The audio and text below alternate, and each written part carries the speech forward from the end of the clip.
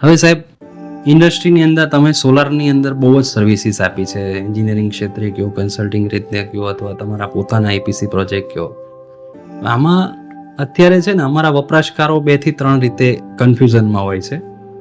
એક તો આપણે જ્યારે મળ્યા ત્યારે જ મેં ડિસ્કસ કર્યું હતું આપની સાથે કે જે સિઝનલ ટિલ્ટ છે અથવા ફિક્સ ટિલ્ટ છે અથવા ટ્રેકિંગ સિસ્ટમ સાથેનું છે, તો એક અમારે એ સમજવું હતું. આમાં મને ઘણી જગ્યાએથી પ્રતિભાવો, જેમ માર્કેટમાં આપણે વાત કરતા હોઈએ છીએ ને સાહેબ, ત્યારે એવા પ્રતિભાવ મળે છે કે ટ્રેકિંગ સિસ્ટમ 50 મેગાવોટ ઉપરના પ્રોજેક્ટ હોય, મતલબ ક્વોન્ટમ મોટા હોય તો એમાં વધારે વાયેબલ હોય છે ટ્રેકિંગ સિસ્ટમ, નાના પ્રોજેક્ટોમાં વાયેબલ નથી થતી. તો એક ટ્રેકિંગ સિસ્ટમ પર તમારું શું માનવું છે અને કયું બેસ્ટ કહેવાય, એ અમારા વપરાશકારોને તમારા તરફથી કંઈક માહિતી મળી શકે તો. બિંગ એ ટેકનિકલ એનાલિસિસ આસ્પેક્ટથી જોઈએ તો લગભગ 5 મેગાવોટ ની કેપેસિટી જે છે એ એક બ્રેક ઇવન પોઈન્ટ છે કે 5 મેગાવોટથી ઉપર અગર આપણે ઇન્સ્ટોલેશનમાં જતા હોઈએ તો ટ્રેકર જે છે એ ઓવરઓલ જે કહેવાય કે ઇકોનોમિક્સ વાઇઝ બી જે કહેવાય કે ફિક્સ ટિલ્ટને ઓવરકમ કરી જાય છે. જે ઇન્ડસ્ટ્રી પ્રેક્ટિસ અત્યારે છે કે કોઈ પણ નવી ટેકનોલોજીને માર્કેટ એડોપ્ટ કરવામાં થોડું હેઝિટેશન હોય, સેમ વસ્તુ અત્યારે ટ્રેકરમાં થઈ રહી છે. એ ઇમર્જિંગ ન્યૂ ટેકનોલોજી છે સોલર માટે, એટલે એ સિસ્ટમ ઉપર ભરોસો આવતા થોડો ટાઈમ લાગશે. પણ એઝ એ અમારા કસ્ટમરના ટેકનિકલ એડવાઇઝર હું રિકમેન્ડ કરીશ કે 5 મેગાવોટથી ઉપર જો ઇન્સ્ટોલેશન હોય તો એમનું ઇનિશિયલ કેપેક્સ બી ઓછું થાય છે.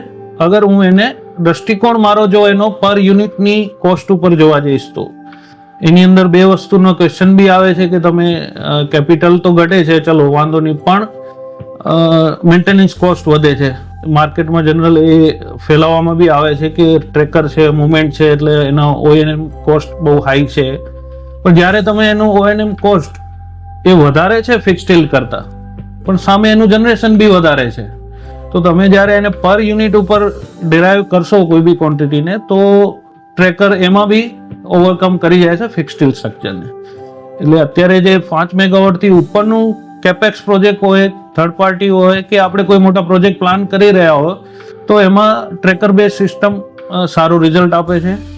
અત્યારની આપણી ગવર્મેન્ટની પોલિસીમાં જેમાં રિસ્ટ્રિક્ટિવ બેન્કિંગ અરેન્જમેન્ટ છે કે તમારે બેન્કિંગ એક લિમિટ સુધી જ મળે છે, એ કેસમાં બી ટ્રેકર ઓવરકમ કરી જાય છે, કારણ કે એની અંદર રિયલ ટાઈમ સેટલમેન્ટ જે છે એ વધી જાય છે comparative to fix tilt structure. એટલે જો 5 મેગાવોટથી નીચેના પ્રોજેક્ટ માટે બી વાયેબલ તો છે જ, પણ રિલાયબલ સપ્લાયર જે કહેવાય ટ્રેકર સોલ્યુશન પ્રોવાઈડર કંપનીઓ જે છે એ જનરલી અત્યારે બિલો 5 મેગાવોટ સપ્લાય નથી કરતી.